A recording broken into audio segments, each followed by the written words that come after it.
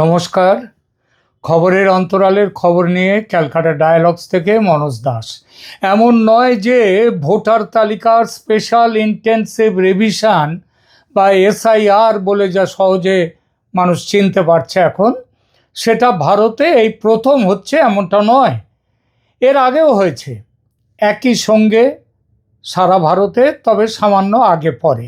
যেমন পশ্চিমবঙ্গে এর আগে হয়েছিল 2002 সালে, অন্য রাজ্যেও হয়েছিল একটু আগে বা পরে। কিন্তু এবারের সঙ্গে আগের সমস্ত বারের বড় ফারাক। এবার যেরকম ঘন জাল দিয়ে ছেঁকে মাছ ধরার মতো এসআইআর হচ্ছে, তা আগে কখনো তা হয়নি। উদ্দেশ্যটা কি? ভোটার তালিকা ত্রুটি মুক্ত করা।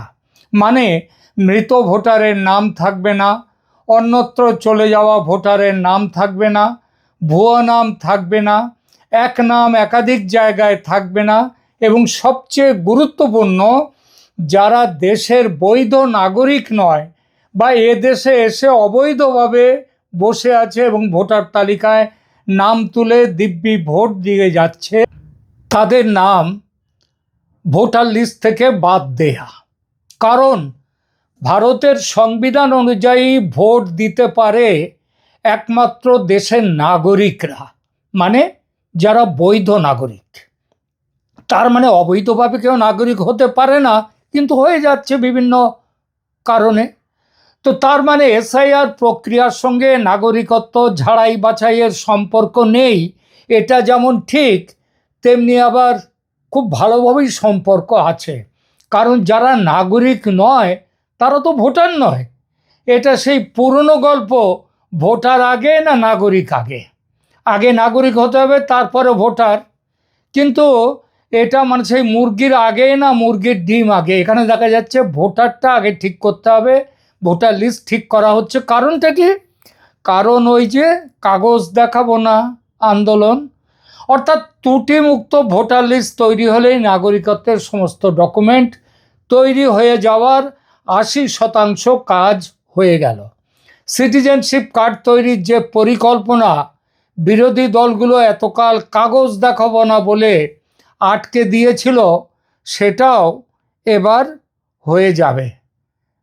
ভারতের সমস্ত রাজ্যে নির্বাচন কমিশন ভোটার লিস্টে এসআইআর চালাবে বলে ঘোষণা করেছিল গত বছর 2025-এ। প্রথম হয়েছিল বিহারে, সেটা প্রথম পর্যায়। তারপর পশ্চিমবঙ্গ সহ আরও 12টি রাজ্যে এই প্রক্রিয়া চলেছে এবং এখনও চলছে। বিহারে সবার আগে হয়। বিহারে বাদ গেছে মোট 66,68,000 নাম। বাদ পড়া ভোটারদের মধ্যে প্রায় 22 লক্ষ মৃত, 7 লক্ষ ডুপ্লিকেট ভোটার এবং 36 লক্ষ স্থায়ীভাবে স্থানান্তরিত ও শুনানিতে অনুপস্থিত। এদের সবাই যে বাংলাদেশি অবৈধ ভোটার, এই যে শেষ ক্যাটেগরিতে 36 লক্ষের ক্যাটেগরিতে, সেটা নয়।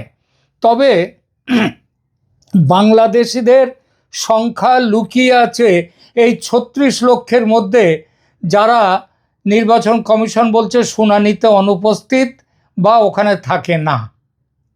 কমিশনের মতে এদের বড় অংশ বাংলাদেশ থেকে অবৈধভাবে যারা বিহারে এসে ভোটার লিস্টে নাম টাম তুলে ভোট দিয়ে আসছিল এত বছর। এবার ভারতের অন্য যেসব রাজ্যে এসআইআর হয়ে গেছে সেখানেও কিন্তু বিহারের ছবি দেখা যাচ্ছে। সেখানে একটু নজর দিই। রাজস্থানে বাদ গেছে 42 লাখ। তার মধ্যে ওই বিশেষ ক্যাটেগরি, অর্থাৎ খোঁজ পাওয়া যায়নি বা শুনানিতে আসেনি, তাদের সংখ্যা কত জানেন? 32 লক্ষ। কেরালায় বাদ গেছে 24 লাখ। আর এই বিশেষ শ্রেণী শুনানিতে যারা আসেনি বা যাদের খোঁজ পাওয়া যায়নি, তাদের সংখ্যা হচ্ছে 24 লক্ষ। মধ্যপ্রদেশ বাদ গেছে 42 লক্ষ, বিশেষ শ্রেণীতে আছে 18 লক্ষ। ছত্তিশগড়ে বাদ গেছে 27 লক্ষ, বিশেষ শ্রেণীতে আছে 16 লক্ষ। তামিলনাড়ুতে বাদ গেছে 97.4 লক্ষ, মানে 97,40,000 তামিলনাড়ুতে বাদ গেছে। আর ওই বিশেষ শ্রেণীতে কত আছে? 41 লক্ষ। গোয়া, ছোট রাজ্য, ওখানেও বাদ গেছে 1 লক্ষ, কিন্তু বিশেষ শ্রেণীতে আছে 29,000।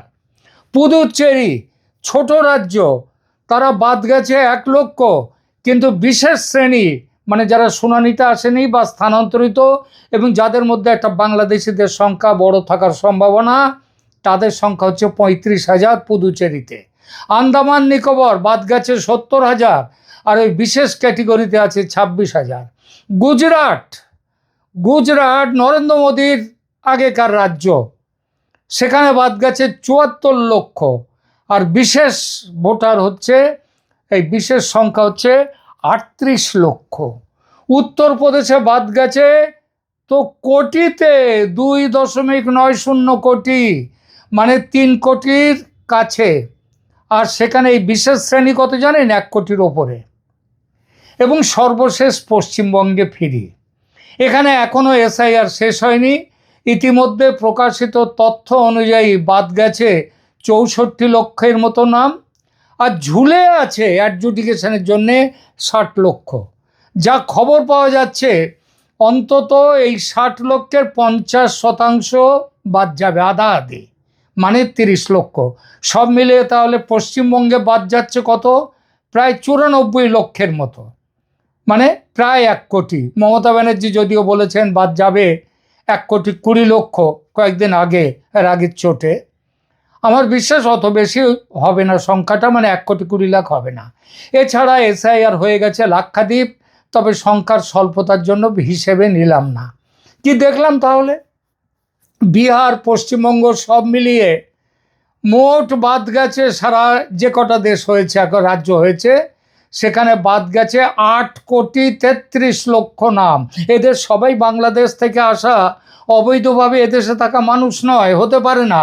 তবে এদের মধ্যে একটা অংশ নিঃসন্দেহে ওই বাংলাদেশিরাও এখানে ঢুকে আছে, এবং সেই সংখ্যাটা অন্তত এসআইআর ডেটাতে আলাদাভাবে উল্লেখ নেই, কিন্তু সরকারি খাতাপত্রে নিশ্চিতভাবেই উঠে গেছে তাদের নাম। সেই সংখ্যাটা কত হতে পারে? সেই সংখ্যাটা 2016 সালে কেন্দ্রীয় সরকার রাজ্যসভায় অ্যাভেলেবেল ইনপুটসের ভিত্তিতে, মানে যা খবর আসছে কাছে, সেই ভিত্তিতে ভারতে প্রায় 2 কোটি অবৈধ বাংলাদেশি অভিবাসী থাকার কথা বলেছিল।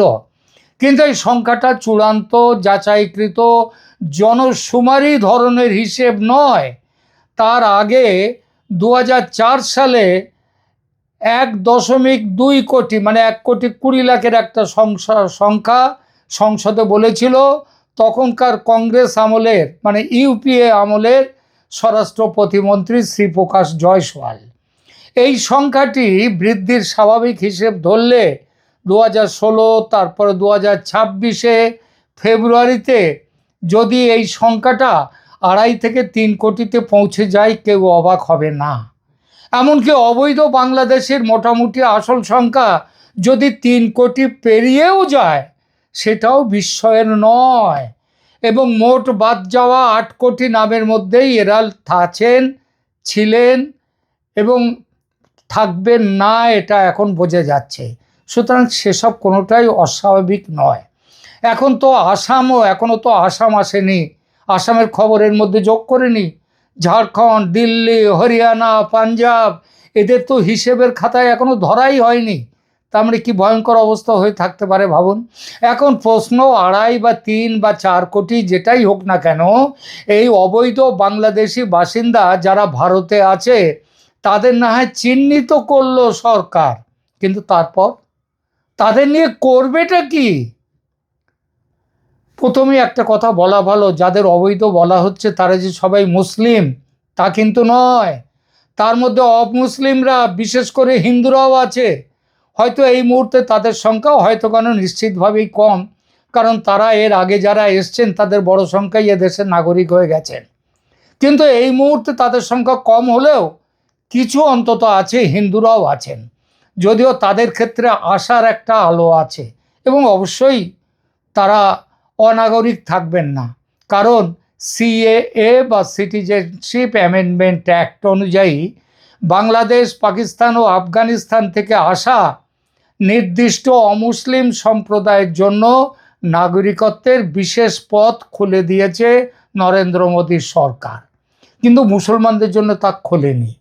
সুতরাং বাংলাদেশ থেকে চলে আসা হিন্দু যার বড় অংশ মতুয়া সম্প্রদায়ের, অন্তত পশ্চিমবঙ্গে, তাদের বেশিরভাগ নাগরিকত্ব পেয়ে গেছেন আগেই। যারা এখনও পাননি তাদের সংখ্যা বড় জোর মেরে কেটে লাখখানেক কিংবা তার কিছু বেশি হতে পারে, তার বেশি হবে না। তাদের বাদ দিলে পড়ে থাকেন বাংলাদেশ থেকে আসা মুসলিম সম্প্রদায়। আর প্রশ্নটা ওঠে এখানেই যে বাংলাদেশ থেকে এদেশে এসে অবৈধভাবে নাগরিক হয়ে বসে থাকা এই 2-2.5 কোটি মানুষকে নিয়ে কি করবে ভারত সরকার? সরকার বলেছে অবৈধ বাংলাদেশিদের জন্য আছে 3D। কি কি? Detect, detain and deport. অর্থাৎ তাদের ডিটেক্ট বা চিহ্নিত করো, ডিটেন করো বা আটকে দাও, এবং ডিপোর্ট করো বা দেশে ফেরত পাঠাও। বলা সহজ, কিন্তু করা কি এতই সহজ? একটু দেখি কি করা হয়েছে এতকাল ধরে। সরকারি তথ্য দেখায় 2008 থেকে 2015 এই প্রায় 8 বছরে ডিপোর্টেশন হয়েছে কত জানেন? 40,082 জন, যা প্রমাণ করে কোটি সংখ্যার মানুষের ক্ষেত্রে 40,000 মানে 3 কোটি মানুষ কোথায় আর 40,000 কোথায়। সুতরাং মাস ডিপোর্টেশন যে যাই বলুক বাস্তবে অত্যন্ত কঠিন, কারণ তার অনেক কিছু নিয়মকানুনও আছে। ভারত থেকে বাংলাদেশে তথাকথিত অনুপ্রবেশকারী হিসেবে চিহ্নিত করে ফেরত পাঠানোর, যাকে প্রশাসনিক ভাষায় ডিপোর্টেশন বা পুশব্যাক বলা হয়, সেই সংখ্যাটি নিয়মিত পাল্টে যাচ্ছে। যাবেই, কোনোদিন 100, 200, 500 এরকম তো পাঠানোই হয়, মাঝে মাঝেই পাঠানো হয়। ভারত ও বাংলাদেশের সরকারের দেয়া সাম্প্রতিক পরিসংখ্যান এবং গণমাধ্যমের যে প্রতিবেদন অনুযায়ী কি দেখতে পাচ্ছি আমরা, 2024-25 সালে বিভিন্ন, যেমন দ্য হিন্দু, নিউজ 18 এদের প্রতিবেদন অনুযায়ী 2025 সালে দিল্লি সহ ভারতের বিভিন্ন রাজ্য থেকে বড় ধরনের অভিযানের মাধ্যমে কত 2,200 জনকে বাংলাদেশে ফেরত পাঠানো হয়েছে। মানে বড় ধরনের অভিযান করে 2,200। এছাড়া 2025 সালের মে মাস পর্যন্ত ভারতের পররাষ্ট্র মন্ত্রণালয়ের তথ্য অনুযায়ী আরও প্রায় 2,369 জন বাংলাদেশি নাগরিককে ফেরত যায়নি, ফেরত পাঠানোর প্রক্রিয়া চূড়ান্ত পর্যায়ে ছিল। 2024 সালে সরকারি হিসেবে 295 জনকে আনুষ্ঠানিকভাবে ডিপোর্ট করা হয়েছে। তবে বিএসএফের তথ্য বলছে 2024 সালে সীমান্ত দিয়ে অবৈধভাবে যাতায়াতের সময় আটক হওয়া এবং পরবর্তীতে ফেরত পাঠানো মানুষের সংখ্যা অনেক বেশি ছিল, ওই 295 থেকে অনেক বেশি। কত? 1049 জন। ভারতের স্বরাষ্ট্র মন্ত্রণালয়ের পুরনো তথ্য অনুযায়ী 2009 থেকে 2011 সালের মধ্যে 23,653 জন বাংলাদেশিকে ফেরত পাঠানো হয়েছিল বা ডিপোর্ট করা হয়েছিল।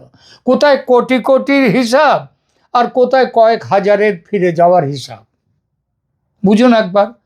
তাই বাস্তবতা হলো ভারত সরকার চাইলে ভোটার তালিকা থেকে নাম বাদ দিতে পারে, সীমিত ডিপোর্টেশন চালাতে পারে, বর্ডারের নজরদারি বাড়াতে পারে যাতে লোকজন না আসে, কিন্তু বড় হারে কিছু করতে পারে না। সেটা সম্ভব নয় নানান কারণে, যার মধ্যে একটা বড় কারণ হলো এই মানুষরা চলে গেলে, মানে তারা তো চলে যেতে চায় না, তবু যদি তাদের জোর জবরদস্তি যদি ধরা যায়, তাদের সবাইকে বেঁধে ছেদেও ওপর থেকে ফেলে দেয়া হলো, এমন যদি কিছু করা যায়, সেটা তো করা যায় না, তবু এটা তর্কের খাতিরে বলছি যে এরা যদি চলে যায় ভারতের অর্থনীতিও অনেকটাই চাপের মধ্যে পড়ে যাবে। চাপ, বিরাট চাপে পড়বে। কিভাবে? শুনুন, পুরো শ্রমশক্তিকে এক ধাক্কায় সরিয়ে দিলে সস্তা শ্রম নির্ভর শহুরে অর্থনীতিতে বড় ধাক্কা লাগবে। একজন পশ্চিমবাংলার বাঙালিকে যদি কোনো ইটভাটায় কাজ করতে বলা হয়, সেখানে সে যদি দিনে তার 500 কি 700 কি 1000 টাকা তার চায়, একজন বাংলাদেশিকে দিয়ে সেই কাজটা তার অর্ধেক দামে করা যায়। বোম্বেতে এত বড় বড় বিল্ডিং হচ্ছে, এখানে বাংলাদেশি শ্রমিক ভর্তি। কেন? কারণ এদেরকে এখানকার তুলনায় এখানকার দেশীয় শ্রমিকের থেকে অনেক কম দামে তাদেরকে পাওয়া যায়। আর এই বাংলাদেশিরা, ফলে তারা যদি চলে যেতে হয় তাহলে একটা বড় ধাক্কা লাগবে আমাদের শহরের অর্থনীতিতে। কারণ এই বাংলাদেশিরা ভারতীয় জীবনযাত্রা, ভারতীয় শিল্প বাজার, ভারতীয় পণ্য বাজার, ভারতীয় অর্থনীতি সবার সঙ্গে একেবারে অঙ্গাঙ্গিভাবে জড়িয়ে গেছে। বাংলাদেশি মুসলিম শ্রমিকরা যদি হঠাৎ ভারত থেকে পুরোপুরি ডিপোর্ট করা হয়, তাদের কোন কোন খাতে ধাক্কা খাবে জানেন? সবচেয়ে আগে ভয়ঙ্কর ধাক্কা খাবে কনস্ট্রাকশন, বাড়িঘর তৈরি, পুল ইত্যাদি তৈরি। এরপর ডোমেস্টিক ওয়ার্ক, বাড়িতে কাজের লোক, sanitation, West handling, R low and urban services, রিক্সা চালানো পালানো ইত্যাদি সব। এসআইআর চলাকালীন আমার নিজেদের অভিজ্ঞতা যেগুলো দেখেছি কলকাতায়, এসআইআর চলাকালীন বাড়ির কাজের লোক নিয়ে কি সমস্যা হয়েছে একবার ভাবুন তো। কলকাতার নিউ টাউনের ঝুপড়ি খালি করে বাংলাদেশি অনুপ্রবেশকারীদের চলে যাওয়ার অনেক রিপোর্ট মিডিয়ায় দেখেছেন, কিন্তু এটা দেখেননি যে সেই সময় শীতিতে সিঁদুর হাতে শাঁখা পরে আপনার বাড়িতে ঠিকে ঝিয়ের কাজ করা লক্ষ্মী, মীরা, সুপ্রিয়া, কাবেরীদের অনেকেই কাজে আসা বন্ধ করে দিয়েছিল। কারণ কি? কারণ তারা আসলে ওই লক্ষ্মী, মীরা, সুপ্রিয়া, কাবেরী নয়, তারা আসলে মোমেনা, খাদিজা, জাহানারা, আফসানা। ধরা পড়ার ভয়ে পালিয়েছিল, আর তারা না আসায় চোখে সর্ষে ফুল দেখতে হয়েছিল আমাদের গৃহকর্ত্রীদের। আমি জানি অনেক গৃহকর্ত্রী জানেন ওরা শাঁখা সিঁদুর পরে থাকলেও ওরা অনেকেই মুসলিম। তাহলে তারা যেমন চোখে ধুলো দেওয়ার জন্যে হিন্দু বাড়িতে কাজ করবার জন্যে শাঁখা সিঁদুর পরেছে, আমাদের যারা গৃহকর্ত্রী তারা অন্তত সবাই না জানলেও কেউ কেউ নিশ্চয়ই জানেন, তারাও জানেন যে ওরা কিন্তু মুসলিম। তা সত্ত্বেও তাদের রেখেছেন, কারণ রাখতে বাধ্য হয়েছেন। একটি গবেষণায় বলা হয়েছে ভারতের কনস্ট্রাকশন সেক্টর দ্বিতীয় বৃহত্তম শ্রমিক নিয়োগকারী খাত, এবং এতে প্রায় 55 মিলিয়ন বা 5.5 কোটি মানুষ কাজ করেন। মাইগ্রেন্ট লেবার এই খাতের মূল ভর কেন্দ্র, আর এদের একটা বড় অংশ হচ্ছে বাংলাদেশিরা। আরেকটি পুরনো কেস স্টাডিতে গুরগাঁওয়ে হাউসমেটস, রিক্সা পুলার্স এবং কনস্ট্রাকশন ওয়ার্কারের মধ্যে অবৈধ বাংলাদেশি মুসলিমদের উপস্থিতির কথা বলা হয়েছে।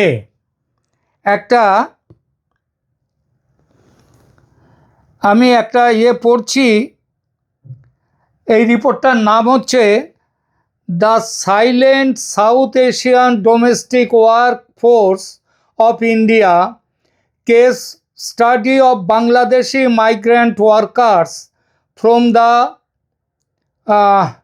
From the prism lens of right based approaches.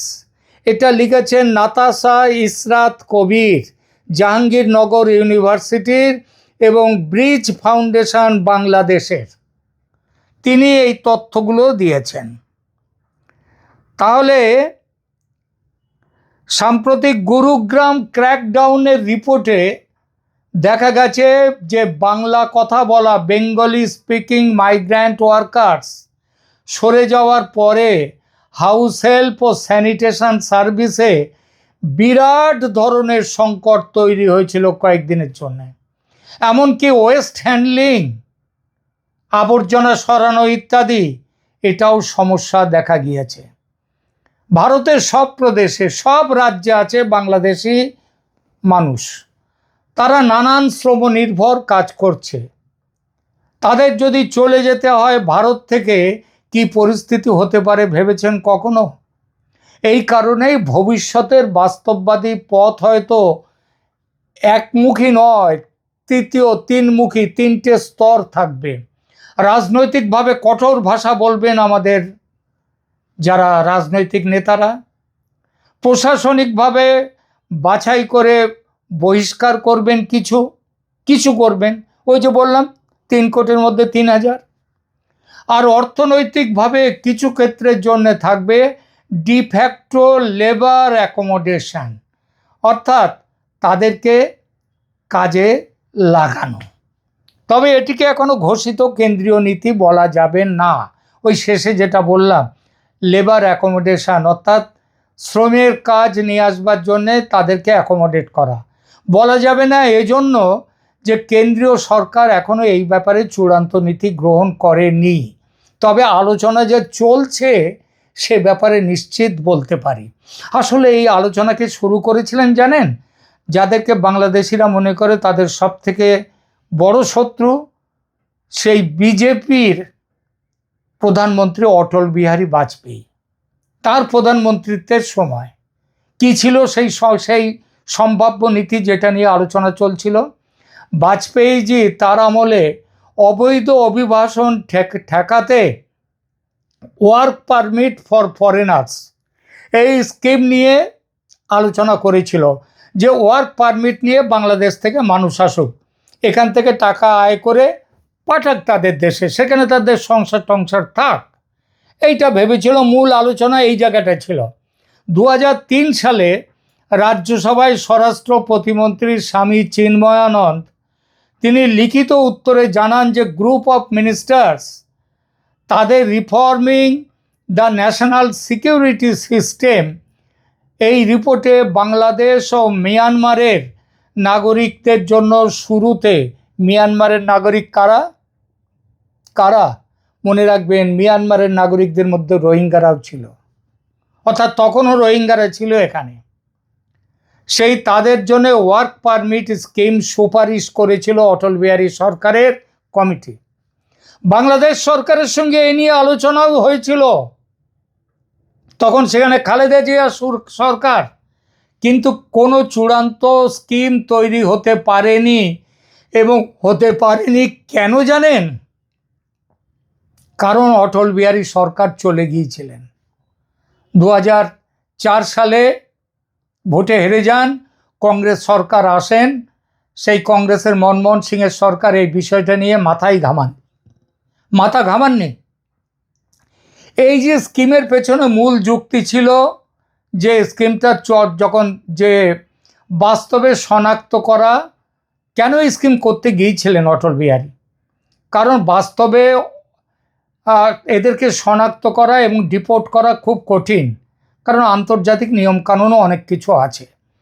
তাই তাদের ওয়ার্ক পারমিটের আওতায় এনে নজরদারি যেমন করা যাবে, তেমনি ভারতের লেবার মার্কেটকেও নিয়ন্ত্রণ করা যাবে।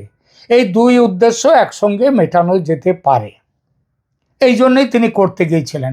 একটি গবেষণা ভিত্তিক আলোচনায়ও বলা হয়েছে 2001 সালে বাজপেয়ী সরকার সাংবিধানিক ও আইনি জটিলতার কারণে ডিপোর্টেশনের অসুবিধা মেনে নিয়েছিলেন এবং সেটা মেনে নিয়ে ওয়ার্ক পারমিট দেওয়ার কথা বাংলাদেশিদের আর মিয়ানমারের লোকজনকে, রোহিঙ্গাদের তাদের ওয়ার্ক পারমিট দেওয়ার কথা বিবেচনা করেছিল। এপ্রিল 2000-এ বাজপেয়ী একটি গ্রুপ অফ মিনিস্টার্স গঠন করেছিলেন জাতীয় নিরাপত্তা ব্যবস্থা পর্যালোচনার জন্য। বাজপেয়ী সরকারের এই গ্রুপ অফ মিনিস্টার্স এই ওয়ার্ক পারমিট আইডিয়াটা তুলেছিল এবং LK আদবানি, লালকৃষ্ণ আদবানি স্বরাষ্ট্রমন্ত্রী হিসেবে সেই প্রক্রিয়ার কেন্দ্রীয় মুখদের একজন ছিলেন। 2004-এ সরকার বদলের পর ওয়ার্ক পারমিট প্রপোজাল আর পলিসি আর এগোয়নি কংগ্রেস আমলে। 2005 সালের একটি রিপোর্টে বলা হয় অবৈধ বাংলাদেশিদের ওয়ার্ক পারমিট দেওয়ার ধারণা গ্রহণযোগ্য নয় বলে তারা চেপে গিয়েছিল। অর্থাৎ ইউপিএ আমলে নীতির দিকটি কোথায় ফিরে গিয়েছিল? ডিপোর্টেশন করা। বাজপেয়ী তাদের রাখতে চেয়েছিলেন, বিজেপি গভর্নমেন্ট তাদের রেখে একটা আইন কানুনের মধ্যে রাখতে চেয়েছিলেন, পারমিটের মধ্যে।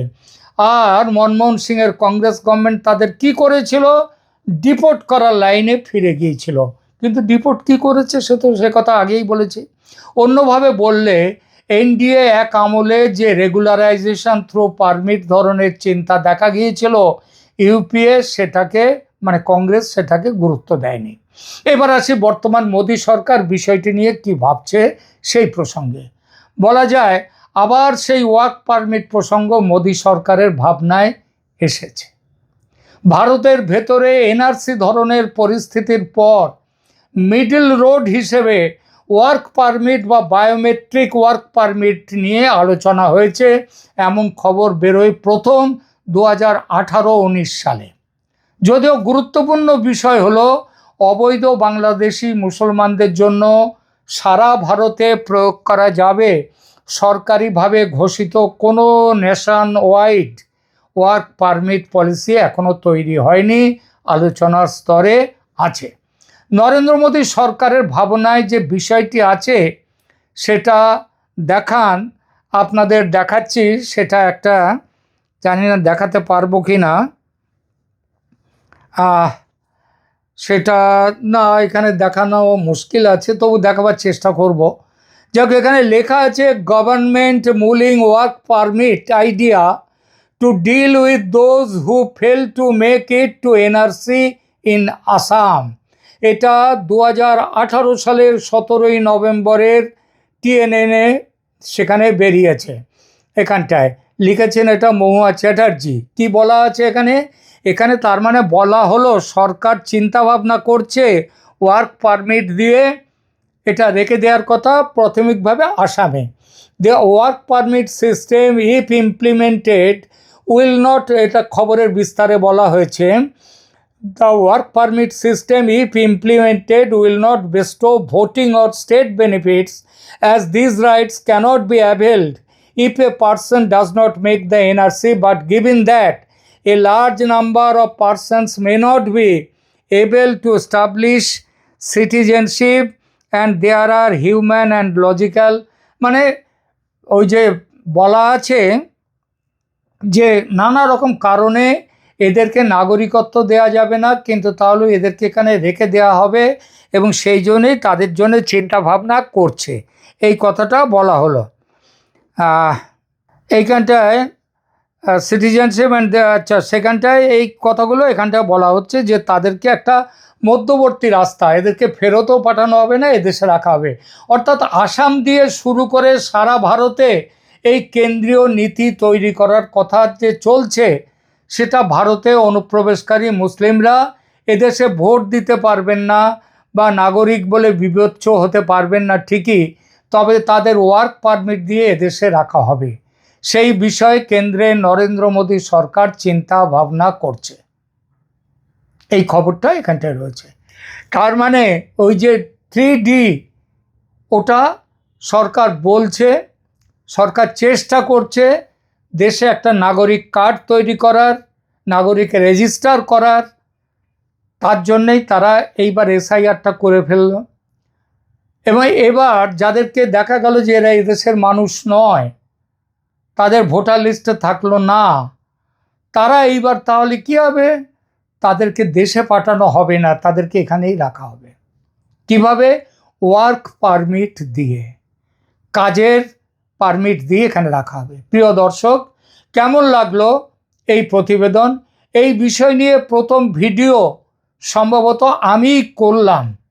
যদি ভালো লেগে থাকে তবে লাইক দিন, মন্তব্য করুন, আর এই রকম বিশ্লেষণমূলক প্রতিবেদন পেতে সাবস্ক্রাইব করুন আমার চ্যানেল ক্যালকাটা ডায়ালগস।